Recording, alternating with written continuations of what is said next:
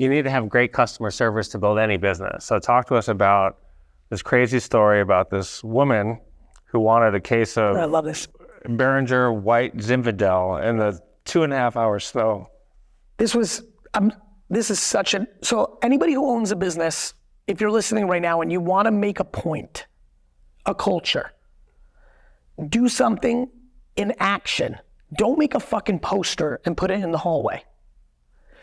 Don't tell a story that happened in the past. You and I have enough war stories where we can tell the kids.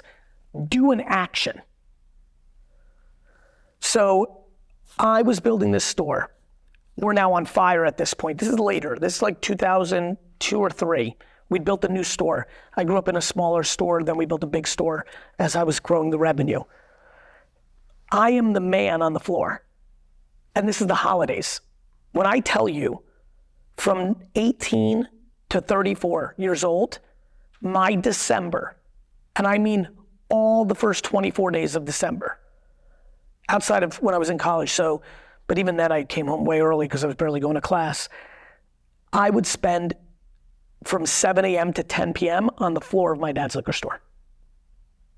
That was prime time, especially pre-internet, you know? We are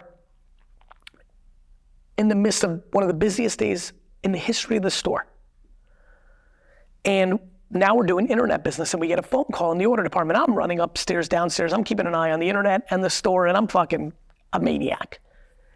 And we get this call from the son of this elderly woman. It wasn't even her. That her case got misshipped and this was like December 23rd or 2nd or 1st. I don't remember, but put it this way. She lived in Jersey and that's 1-day delivery. And I knew that if we put it back in the mail, she wouldn't have gotten it for Christmas. And he made a big to-do that she needed it for Christmas. I remember this day like yesterday. I knew that there would be a day that I wasn't gonna be at that store. I knew that I was gonna have to build my own life at some point because I knew my dad viewed it like an immigrant, which is, oh, this is your business, but it's really not. Like I can't buy a home because I have no equity.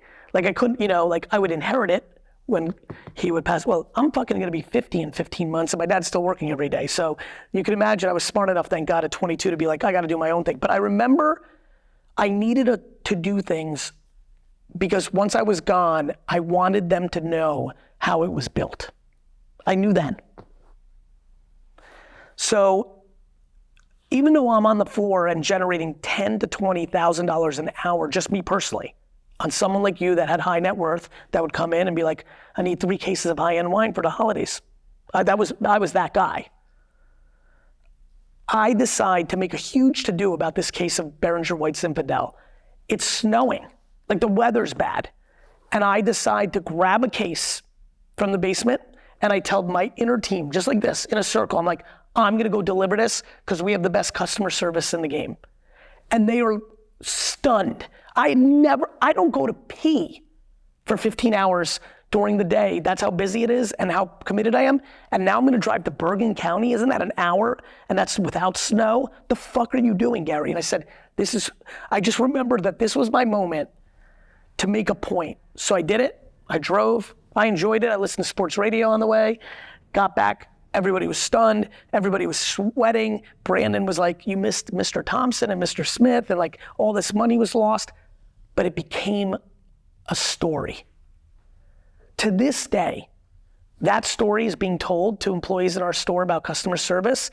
I might have lost $20,000 in sales that hour, but I've helped my dad make millions since. And I think more companies should understand that actions carry enormous weight. And I believe that every leader that's listening right now should think about what they care about most and instilling in their company, and then should go out of their way for the most hyperbolized executions of those things so that it becomes lore.